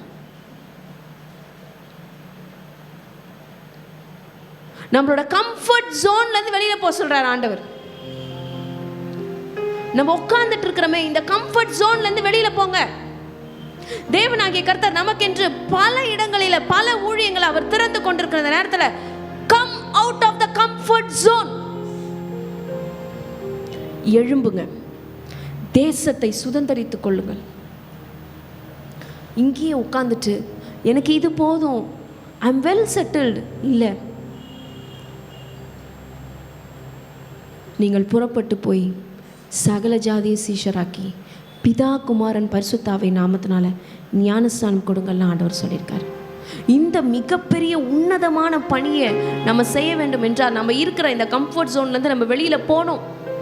ஆவிக்குரிய கண்களினால நம்மளுடைய காரியங்களை நாம் பார்க்க வேண்டும். ஆவிக்குரிய கண்ணோட்டம் நமக்குள்ள வர வேண்டும். இல்லைன்னா இந்த மிகப்பெரிய டாஸ்கை, இந்த மிகப்பெரிய பணியை நம்மளால செய்யவே முடியாது. நம்ம மாம்சத்தில் இதில் செய்ய முடியாது, செல்ஃப் கான்ஃபிடென்ஸில் இதை செய்ய முடியாது, தன்னம்பிக்கையில் இதை செய்ய முடியாது. கர்த்தர் மேலே இருக்கிற விசுவாசத்தில் தான் இதை செய்ய முடியும். Where is your faith this morning? உங்கள் ஃபினான்ஸை பார்த்துட்டு, உங்கள் ஃபேமிலியில் இருக்கிற ப்ராப்ளமை பார்த்துட்டு, உங்கள் பலவீனங்களை பார்த்துட்டு உள்ளவே ஏன் இருக்கிறீங்க? Break the barrier and come outside. எல்லா தடைகளை உடைத்து எரிந்து விசுவாசம் என்னும் கேடயத்தை எடுத்துக்கோங்க. ரட்சணம் என்னும் தலைசீரா, நீதி என்னும் மார்க்கவசம், சத்தியம் என்னும் கச்சை, சமாதானத்தின் சுவிசேஷத்திற்கு ஆயத்தம் என்னும் பாதரட்சை, ஆவியின் பட்டயமாகிய வேத வசனம், விசுவாசம் என்னும் கேடகத்தை எடுத்துக்கொண்டு பொல்லாங்கானவன் எய்யும் அக்கினி ஆசாரங்களை அவித்து போடத்தக்கதாக எழும்புங்கள். You are the great army. இப்படி நாம் எழும்பும்போது தேவன் நமக்கு கொடுக்கிற ஆசீர்வாதம். திருப்பிக் கொள்ள போகிறோம் 1 கொரிந்தியர் 2ஆம் அதிகாரம் 9ஆம் வசனம். 1 கொரிந்தியர் 2ஆம் அதிகாரம் 9ஆம் வசனம் எல்லாருமே நம்ம வாசிக்க போகிறோம். எழுதியிருக்கிறபடி தேவன் தம்மில் அன்பு கூறுகிறவர்களுக்கு ஆயத்தம் பண்ணினவைகளை, தம்மில் அன்பு கூறுகிறவர்களுக்கு ஆயத்தம் பண்ணினவைகளை, ஆயத்தம் பண்ணினவைகளை கண் காணவும் இல்லை, கண் காணவும் இல்லை, காது கேட்கவும் இல்லை, காது கேட்கவும் இல்லை, அவைகள் மனுஷனுடைய இருதயத்தில் தோன்றவும் இல்லை, மனுஷனுடைய இருதயத்தில் தோன்றவும் இல்லை. ஹalleluya. இதுதான் ஆண்டவர் நம்மளுக்கு கொடுக்கிற blessing. நமக்கென்று குறித்திருக்கிறது. It is beyond our imagination. நம்ம யோசிக்கிறத விட ரொம்ப ரொம்ப ஒரு சிறப்பான வாழ்க்கை தான் நம்ம முன்னாடி ஆண்டவர் நம்மளுக்கு ஃபிக்ஸ் பண்ணியிருக்காரு. ஆனால் அந்த வாழ்க்கையை நாம் போய் அடைய வேண்டும் என்றால் நம்ம நெகட்டிவாக பேசிக்கிட்டு, கம்ப்ளைண்ட் பண்ணிக்கிட்டு, அந்த டாஸ்கை அக்கம்ப்ளிஷ் பண்ண போகிறவங்களையும் டிஸ்கரேஜ் பண்ணிக்கிட்டு இருந்தோம்னா அதை நம்ம சுதந்திரிக்க முடியாது. நாம் என்ன செய்ய வேண்டும்? We need to look in God's perspective. We need to see through our spiritual eyes. நம்ம ஆண்டவரிடத்தில் ஜெபிக்க போகிறோம். நீர் எப்படி, எங்கள் இயேசுவாகிய தேவன், நீர் எப்படி இந்த காரியங்களெல்லாம் பார்த்தீங்கப்பா, அதே போல ஆவிக்குரிய கண்களை எங்களுக்கு நீங்கள் தாங்கப்பா. அப்பேற்பட்ட ஆவிக்குரிய முதிர்ச்சியை எங்களுக்கு நீங்கள் தாங்க ஆண்டவரே. எங்கள் சபைக்கென்று நீர் பெரிய காரியத்தை செய்ய போகிறீர், நாங்கள் விசுவாசிக்கிறோம் ஆண்டவரே. என்னை கேளு, ஜாதிகளை உனக்கு சொந்தமாக கொடுப்பீங்க சொல்லியிருக்கீங்கப்பா. ஜாதிகளை உனக்கு சுதந்திரமாகவும் பூமியின் எல்லைகளை உனக்கு சொந்தமாகவும் கொடுப்பேன் என்று சொன்ன தேவன், நம்ம அப்படியே எழுந்திருக்க போகிறோம். ஆண்டவருடைய சமூகத்தில் நம்ம ஜெபிக்க போகிறோம். We have a very big task before us. நமக்கு முன்னாடி ரொம்ப ரொம்ப ஒரு பெரிய டாஸ்க் இருக்கு, ரொம்ப ரொம்ப ஒரு பெரிய மிஷன் இருக்கு. இன்னும் நம்ம பேசிட்டு, இன்னும் நம்ம குறை பேசிட்டு, இன்னும் நம்ம நெகட்டிவா பேசிட்டு, இன்னும் நம்ம கம்ப்ளைண்ட் பண்றதுக்கு டைம் இல்லை தேவ ஜனமே. We need to act in faith. We need to look in faith. We need to take the task in our hand and go before. நம்ம எழும்ப போகிறோம். காலேப் எப்படி கர்த்தரை விசுவாசித்து ஒரு அடி எடுத்து வைத்தாரோ, அதே போல நம்மளும் விசுவாசிக்க போகிறோம். அடுத்த அடி எடுத்து வைக்க போகிறோம். இந்த உலகத்தில் இருக்கிற மாதிரி, இந்த உலகத்தில் மீதி மக்கள் இருக்கிற மாதிரி நம்ம இருக்க போகிறதில்ல. இது வரைக்கும் இருந்தோம் அப்படின்னா அவற்றை நாம் மாற்றிக்கொள்ள போகிறோம். Let's return to the God's mercy seat. ஆண்டவருடைய கிருபாசன தண்டையில நெருங்கலாமா? ஆண்டவருடைய கிருபாசனத்தை கொண்டுள்ள அண்டையில நாம் தைரியத்தோடு கூட நெருங்கலாமா? இப்பேற்பட்ட ஒரு காரியம், இப்பேற்பட்ட ஒரு ஆசீர்வாதம் பழைய ஏற்பாட்டின் காலத்துல வாழ்ந்த மக்களுக்கு கிடைக்கவில்லையே. என்றைக்கு ஆண்டவராக இயேசு கிறிஸ்து தன்னுடைய சிலுவையில் தன்னுடைய உயிரை அவர் விட்டாரோ, தன்னுடைய ஜீவனை விட்டாரோ, மேல் தொடங்கி கீழ் மட்டுமாக தேவாலயத்தின் திரைச்சீலை கிழித்ததே. அதற்கு பிறகு நீயும் நானும் கிருபாசன தண்டையில தேவனுடைய சமூகத்தில் நாம் செல்லுகிறோமே, எப்படி ஒரு போல்ட்னஸ் நமக்கு ஆண்டவர் கொடுத்திருக்கிறார், எப்பேற்பட்ட ஒரு தைரியத்தை நமக்கு கொடுத்திருக்கிறார். நாம் ஏன் பயப்பட வேண்டும்? நாம் ஏன் திகைக்க வேண்டும்? விசுவாசத்தோடு இந்த காரியத்துக்கு முன்பாக நாம் செல்ல போகிறோம். தேசம் நம்முடையது, தேசம் நம்முடையது. நாம் போய் அதை சுதந்தரிக்க போகிறோம். உமக்கு நன்றி செலுத்துகிறோம், உமக்கு நன்றி செலுத்துகிறோம் ஆண்டவரே. இன்னைக்கு நமக்கு எதிராக இருக்கிற எத்தனை சக்திகள் இருந்தாலும் நாம் ஆண்டவர் தைரியமாக காலை பின் விசுவாசத்தோடு நாம் போராட போகிறோம். ஒன்று சேர்ந்து நாம் போராடி நம் எதிராக இருக்கிற அநேக தடைப்பட்ட ஆசீர்வாதங்களை நாம் சொந்தத்துக் கொள்கிறோம். பாடல பாடு சேர்ந்து தேவனுடைய நாமத்தை மகிமைப்படுத்தலாம்.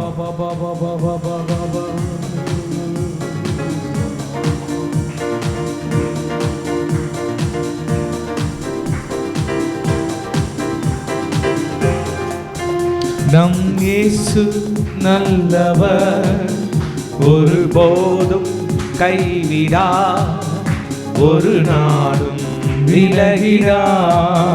நம் இயேசு ஆமென் நல்லவர், ஒருபோதும் கைவிடா, ஒரு நாளும் விலகிடா. ஒன்று சேர்ந்து நாம் துதிப்போம், சாத்தானை நீதிப்போம், தேசத்தை சுதந்தரிப்போம். ஒன்று சேர்ந்து நாம் துதிப்போம், சாத்தானை மீதிப்போம், தேசத்தை சுதந்தரிப்போம். எதிர்காலம் நமக்குண்டு, எதற்கும் பயமில்லை. எதிர்காலம் நமக்குண்டு, எதற்கும் பயமில்லை. அதிகாரம் கையிலே, அதிகாரம் கையிலே. நாம் ஆளுவோம் தேசத்தை, நாம் ஆளுவோம் தேசத்தை. ஒன்று சேர்ந்து நாம் துதிப்போம், சாத்தானை மிதிப்போம், தேசத்தை சுதந்தரிப்போம். ஒன்று சேர்ந்து நாம் துதிப்போம், சாத்தானை மிதிப்போம், தேசத்தை சுதந்தரிப்போம். நம் இயேசு நல்லவர், ஒருபோதும் கைவிடா, ஒரு நாளும் விலகிடா. நம் இயேசு நல்லவர், ஒருபோதும் கைவிடா, ஒரு நாளும் விலகிடா.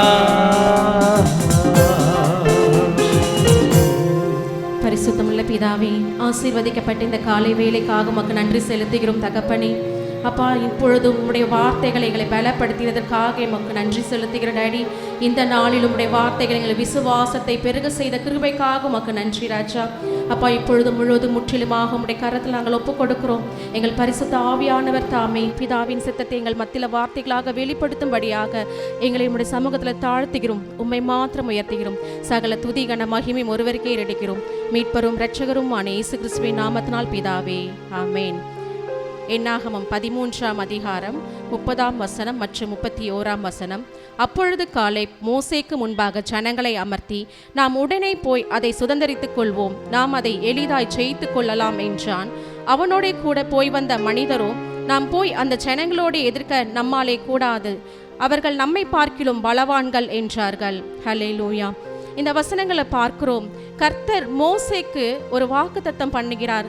தங்கள் ஜனங்களுக்காக ஆயத்தப்படுத்தப்பட்ட அந்த கானான் தேசத்தை நீங்கள் பார்த்து அதை அறிக்கையிட வேண்டும் என்று கர்த்தர் மோசேயிடம் பேசின வார்த்தைகளை ஒவ்வொரு பிரபுக்களுக்கும் அவர் சொல்லுகிறார். அவர்கள் சென்று அந்த இடத்தை சுற்றி பார்த்துவிட்டு திரும்ப வந்து சொல்லும் பொழுது அதை குறித்ததான, அந்த தேசத்தை குறித்ததான அறிக்கை அவர்கள் வெளியிட்டு கொண்டிருக்கிறார்கள். ஆனால் அதன் கூட நெகட்டிவான, எதிர்மறையான எண்ணங்களையும் அவர்கள் சொல்லுகிறார்கள். ஆனால் காலேப் என்ற ஒரு பரிசுத்த ஆவியின் அபிஷேகம் பெற்ற ஒரு மனுஷனாக அங்கு காணப்படுகிறான். ஏனென்றால் அந்த விசுவாசம் அந்த இடத்துல பெரிதாக காணப்படுகிறது. அந்த ஜனங்கள் எல்லாம் எதிர்மறையாக சொல்லும் பொழுது அந்த காலேப் என்ற மனுஷன் அவர்களை அமர்த்தி, நம்மாலே கூடும், அவர்கள் அந்த ஜனங்கள் நாம் அந்த தேசத்தை சுதந்திரிக்க கூடும் என்று அவர் சொல்லுகிறார். இந்த நாட்களில் இந்த வசனங்களை நாம் படிக்கும் பொழுது நம்மளுடைய வாழ்க்கையிலும் நம்ம எப்படிப்பட்ட சிந்தைகளை உடையவர்களாக நாம் காணப்படுகிறோம். தேவன் அநேக வாக்குத்தத்தங்களை நம் வாழ்க்கையில் கொடுத்திருக்கலாம். ஆனால் அதை விசுவாசித்து நாம் அதை இறுக பிடித்து கொண்டு அதை நாம் சுதந்திரித்து கொண்டிருக்கிறோமா? இல்லை நமக்குள்ளாக இதையெல்லாம் நமக்கு வாய்க்காது என்ற எதிர்மறையான சிந்தைகளை கொண்டு ஆண்டவரை விட்டு தூர போய் ஆண்டவருடைய வல்லமையை மறந்து அவருடைய பரிசுத்த ஆவியின் அபிஷேகத்தினால் நிரம்பினவர்கள் நாம் என்பதை மறந்து அவருடைய பரிசுத்த இரத்தத்தினால் கழுவப்பட்டவர்கள் நாம் என்பதை மறந்து உலக பிரகாரமாக முறுமுறுத்து கொண்டு எதிர்மறையான எண்ணங்களை நாம் வெளிப்படுத்தி கொண்டிருக்கிறோமா? இந்த நாளிலும் நம்மை நாமே உய்த்து ஆராய்ந்து பார்க்கலாம். இந்த இடங்களை இந்த வசனங்களை படிக்கும் பொழுது ஆண்டவர் என்னோடு இடைப்பட்டு கொண்டிருக்கிறார். நிறைய நேரங்களில் ஆண்டவர் எனக்குள்ளாக நிறைய வாக்குத்தத்தங்களை கொடுத்து கொண்டிருப்பார். ஆனாலும் மாமிச சிந்தை அதையெல்லாம் நமக்கு சுதந்திரிக்க முடியுமா அப்படின்ற மாதிரி எதிர்மறையான சிந்தைகளை கொண்டு வரும். ஆனால் அந்த நேரத்தில் இதெல்லாம் எனக்கு எப்படி கிடைக்கும், இந்த ஆசீர்வாதங்களை எனக்கு கிடைக்குமா அப்படின்ற மாதிரி அந்த எதிர்மறையான தாட் வரும் பொழுது பரிசுத்த ஆவியானவர் எனக்குள்ளாக பேசுவார். பலத்தினாலும் அல்ல, பராக்கிரமத்தினாலும் அல்ல, தேவனுடைய ஆவியினால் ஆகும் என்று அந்த வார்த்தையை இறுக பிடித்து கொண்டு விசுவாசத்தை துவக்குகிறவரும் முடிக்கிறவரும் அவர் என்பதை நாம் இறுக பிடித்து கொள்ளும் பொழுது நம் நிச்சயமாகவே தேவன் நமக்கு கொடுக்கிற அந்த ஆசீர்வாதத்தை நாம் சுதந்திரித்து கொள்ள முடியும். ஒரு சிறு சாட்சியங்கள் முன்பாக நான் பகிர்ந்து கொள்ள விரும்புகிறேன். கடந்த வருடம் என் பிள்ளைகளுடைய பள்ளி ஃபீஸ் கட்டுறதுக்கான தேவைகளை சந்திக்க என்னால் கடைசி நேரம் வரைக்கும் என்னால் எதுவுமே முடியல. ஆனால் ஆண்டவர் சொன்னார், நீ வெட்கப்பட்டு போக மாட்டாய் என்று. ஆனாலும் திரும்ப நான் ஆண்டவர்கிட்டே சொன்னேன், ஆண்டவரே நாளைக்கு ஸ்கூல் ஓப்பன் பண்ண போகிறாங்க, இன்னைக்கு காலையில் வரைக்குமே என்கிட்ட எனக்கு எந்த காசுமே இல்லையே, நான் எப்படி செலுத்த போகிறேன் அப்படின்னு. விசுவாசிக்கிறவனுக்கு எல்லாம் கூடும் என்ற அந்த வார்த்தை மாத்திரமே திரும்ப திரும்ப எனக்கு வந்து கொண்டிருந்தது. நான் விசுவாசித்து செபித்தேன். அன்னைக்கு மதியானமே அந்த ஃபீஸ்க்கான தேவைகளை கர்த்தர் என் கரத்தில் வாய்க்க சிறுபை செய்தார். அது மாத்திரமல்ல, எல்லா பிள்ளைகளைப் போல மற்ற பிள்ளைகளும் அவர்கள் மறுநாளே அந்த பள்ளிக்கு செல்ல கர்த்தர் உதவி செய்தார். இந்த நாளிலும் தேவனுடைய ஆவியை பெற்ற நாம், அவருடைய பரிசுத்த இரத்தத்தினால் கழுவப்பட்ட நாம் எப்படி இருக்கிறோம்? விசுவாசம் உள்ளவர்களாய் காணப்படுகிறோமா? இல்லை அவிவிசுவாசமாக எதிர்மறையான சிந்தைகளை உடையவர்களாக நாம் காணப்படுகிறோமா என்று இப்பொழுதும் நாம் முன்பாக கடந்து வந்து நம் தேவனை நோக்கி ஆராதிப்போமா? முடிந்தவர்கள் நாம் முன்பாக கடந்து வருவோம். நம்முடைய பரிசுத்த ஆவியானவர் தாமே நம்மை பலப்படுத்துகிற கிறிஸ்துவாய் இருந்து நம் விசுவாசத்தை துவக்குகிறார், காணப்படுகிறார். இந்த நேரத்தில் நம்மை நாமே தேவனிடத்தில் அர்ப்பணிப்போம். எதிர்காலம் நமக்குண்டு, எதற்கும் பயமில்லை. எதிர்காலம் நமக்குண்டு, எதற்கும் பயமில்லை. அதிகாரம் கையிலே, அதிகாரம் கையிலே. ஆளுவோம் தேசத்தை, நாம் ஆளுவோம் தேசத்தை. ஒன்று சேர்ந்து நாம் துதிப்போம், சத்தானை மீதிப்போம், தேசத்தை சுதந்தரிப்போம்.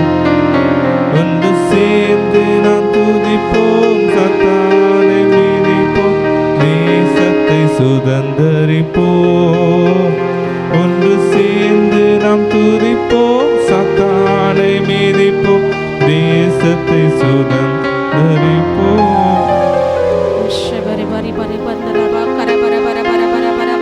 அப்பா பிதாவே, இந்த வேளையில அப்பா உம்முடைய சமூகத்தில் எங்களை தாழ்த்தி ஒப்பு கொடுக்கிறோம் தகப்பனே. அப்பா எந்தெந்த இடங்களை நீர் எங்களுக்கு வாக்குத்தத்தம் கொடுத்திருந்தோம் ஆண்டவரே, அதை நாங்கள் விசுவாசிக்க கூடாதபடி எதிர்மறையான சிந்தைகளினால் ஆண்டவரே அதை நாங்கள் இழந்து போயிருக்கிறோமோ, இந்த நாளில் எங்கள் ஆவி ஆத்மா சரீரத்தை உம்முடைய கரத்தில் நாங்கள் ஒப்பு கொடுக்கிற டாடி. தேவன் தம்மில் அன்பு கூறுகிறவர்களுக்கு ஆயத்தப்படுத்தினர்களை கண் காணவும் இல்லை, காதுகள் கேட்கவும் இல்லை, இருதயத்தில் தோன்றவும் இல்லை என்று சொல்லப்பட்டது போல இந்த நாளில் எங்கள் தேவன் எங்களுக்காக ஆயத்தப்படுத்தப்பட்ட அப்ப அந்த கானான் தேசத்தை நாங்கள் சுதந்திரித்துக் கொள்ளும்படியாக எங்கள் சபைக்கு நீர் ஆயத்தப்படுத்தப்பட்ட அந்த கானான் தேசத்தை நாங்கள் சுதந்திரித்துக் கொள்ளுவோம் என்று இந்த நாளில் நாங்கள் விசுவாசிக்கிறோம் டாடி. அப்பா நாங்கள் புறப்பட்டு போய் சகல ஜாதிகள் காரியங்களை உமக்கென்று ஆயத்தப்படுத்துவோம் என்று விசுவாசிக்கிறோம் தகப்பனே. இந்த நாளில் ஆண்டவரே அப்பா, எங்கள் விசுவாசத்தை துவக்கிறவரும் முடிக்கிறவரும் நீர் என்பதை நாங்கள் அறிந்திருக்கிறோம் தகப்பனே. எங்கள் பரிசுத்த ஆவியானவர் தாமே அப்பா எங்களோடு இருந்து அப்பா இன்னும் வல்லமையோடு உம்முடைய சமூகத்துல அப்பா இன்னும் விசுவாசத்தை அதிகமாக காத்து கொள்ளக்கூடிய கிருபையை தாங்க. இன்னும் ஞானத்தோடு நடந்து கொள்ளக்கூடிய வழிவாசல்களை எங்களுக்கு உண்டு பண்ணி தாங்க டாடி. அப்பா இப்பொழுதும் ஆண்டவரே அப்பா உம்முடைய சமூகத்துல எங்களை தாழ்த்தி எங்கள் ஆவி ஆத்மா சரீரத்தை உம்முடைய கரத்துல நாங்கள் ஒப்பு கொடுக்கிறோம். நீரே ஆளுகை செய்து பலப்படுத்த போகிற கிருபைக்காக உமக்கு நன்றி. சகல துதி கன மகிமை ஒருவருக்கே ஏறடிக்கிறோம். மீட்பரும் இரட்சகருமான இயேசு கிறிஸ்துவின் நாமத்தினால் பிதாவே, ஆமென். இப்பொழுது நாம் ஒரு தீர்க்க தரிசன செயலை செய்ய போகிறோம். தேவனாகிய கர்த்தர் நமக்கென்று கொடுத்த வாக்குத்தத்தங்கள், நமக்கென்று வாக்கு பண்ணின யாவையும் நாம் கண்ணோக்கும்படிக்கு தேவனாகிய கர்த்தர் நம்முடைய ஆவிக்குரிய கண்களை திறந்தளிக்கும்படிக்கு நம்ம ஒரு ப்ராஃபட்டிக் ஆக்ட் நம்ம செய்ய போகிறோம். நம்முடைய இரு கைகளை எடுத்து நம்மளுடைய கண்கள் மேலே வைக்க போகிறோம். வைத்து ஆண்டவரிடத்தில் நம்ம ஜெபிக்க போகிறோம். ஆண்டவரை நீர் பார்க்கிற மாதிரி நான் பார்க்க வேணும் தகப்பனே. ஆண்டவரை உம்முடைய கண்ணோட்டத்தில் நான் இந்த உலகத்தை பார்க்க வேண்டும். உம்முடைய கண்ணோட்டத்தில் எனக்கு முன்னாடி இருக்கிற பிரச்சனைகளை நான் பார்க்க வேண்டும். உம்முடைய கண்ணோட்டத்தில் எனக்கு முன்னாடி இருக்கிற சவால்களை பார்க்க வேண்டும்ப்பா. நான் என் மாம்சத்திற்குரிய கண்களினால இந்த காரியங்களை காணாத படிக்கு ஆவிக்குரிய கண்களினால ஆண்டவரே இந்த காரியங்களை காணும்படிக்கு தேவனாகிய கர்த்தர் என்னுடைய ஆவிக்குரிய கண்களை திறப்பீராக. Lord, open my spiritual eyes. Lord, open up my spiritual eyes.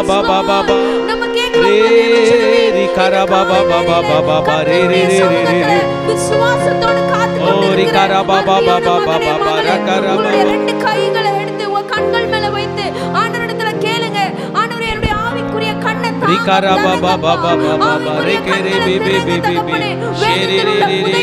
நான் காண வேண்டும். I need to look in God's perspective, Lord. I need to have a wide perspective. குறுகிய கண்ணோட்டத்தை கூட பார்க்கிற ஆண்டவரே எல்லா காரியங்களை என்னை விட்டு அகற்றுங்கப்பா.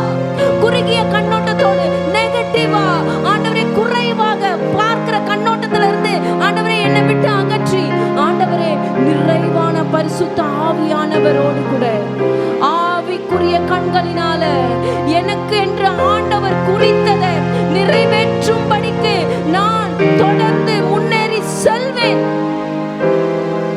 Thank you Lord for opening our spiritual eyes, Lord. இப்பொழுதும் இந்த கால வேளையில இன்னொரு தீர்க்க தரிசன செயலை நாம செய்ய போகிறோம். தேவன் நமக்கென்று கொடுத்த கானான் தேசம், our promised land is before us. இந்த டைரக்ஷன்ல இருக்கு.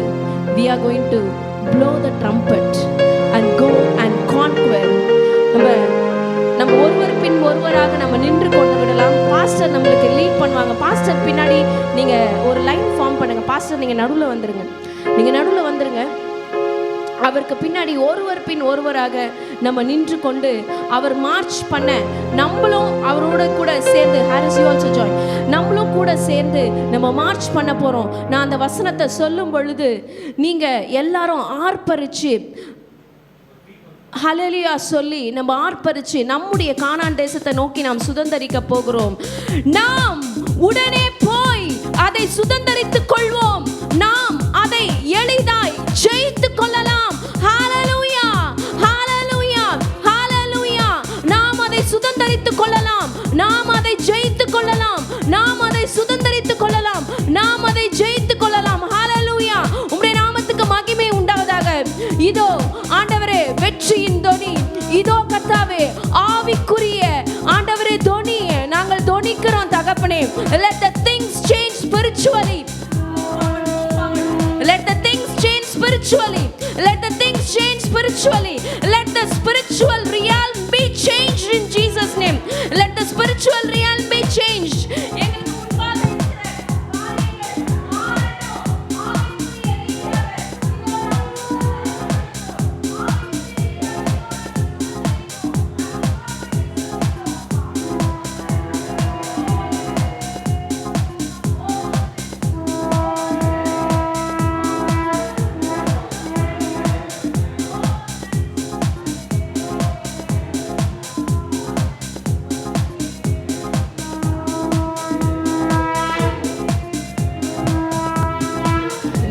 தேவனாகிய கர்த்தர் எங்களுக்கென்று அருளின வாக்குத்தத்தங்கள் நிச்சயமாகவே நிறைவேறும்பா. அது தாமதித்தாலும் அதற்கு நாங்கள் காத்திருப்போம். அது தாமதித்தாலும் நிச்சயம் நிறைவேறும் என்று நாங்கள் விசுவாசிக்கிறோம் தகப்பனே. அப்பா, நீங்க வெற்றி கொடி ஏற்றினதுக்காக நன்றி செலுத்துகிறோம்ப்பா. எங்கள் சபைக்கென்று நீர் கொடுத்த வாக்குத்தத்தத்தின்படி என்னை கேளும், அப்பொழுது ஜாதிகளை உனக்கு சுதந்திரமாக கொடுப்பேன்னு சொல்லியிருக்கீங்க. பூமியின் எல்லைகளை சொந்தமாக கொடுப்பேன்னு சொல்லியிருக்கீங்க தகப்பனே. இதோ இந்த வாக்குத்தத்தத்தை கையில் கொண்டவர்களாக விசுவாசத்தோடு ஆண்டவரை சுதந்தரிக்க நாங்கள் கடந்து செல்லுகிறோம். அதை நாங்கள் எளிதாய் ஜெயிக்க போகிறோம் என்ற விசுவாசத்தோடு நாங்கள் எடுக்கிற ஒவ்வொரு முயற்சியிலும் தேவனாகிய கர்த்தர் எங்களுக்கு நீங்க வெற்றியை கொடுக்க போற கிருபைக்காக உமக்கு நன்றி செலுத்துகிறோம். இயேசுவின் ரத்தம், இயேசுவின் ரத்தம், இயேசுவின் ரத்தம் ஜெயம், இயேசுவின் நாமத்தில் பிதாவே. ஹல்லேலூயா, ஹல்லேலூயா, ஹல்லேலூயா. ஆண்டவரே உமக்கு நன்றி செலுத்துகிறோம். தேவனாகிய கர்த்தருடைய நாமத்தினால நாங்கள் முன் செல்லுகிறோம். எங்களுக்கு தேவன் எங்களுடைய வாக்குத்தத்தத்தை நீங்கள் நிறைவேற்ற போகிற காலம் வந்ததென்று நாங்கள் விசுவாசிக்கிறோம். இந்த நாளை உம்முடைய கரத்தில் ஒப்பு கொடுக்கிறோம். இந்த நாள் முழுவதும் உம்முடைய கிருபை, இரக்கம், தயவு, காருண்யம் எங்களோடு கூட இருந்து வழி நடத்தட்டும். இயேசுவின் ரத்தம் ஜெயம், இயேசுவின் நாமத்தில் பிதாவே. ஆமென், ஆமென், ஆமென், ஆமென். கர்த்தர் நாமே உங்களை ஆசீர்வதிப்பாராக. ஷாலோம்.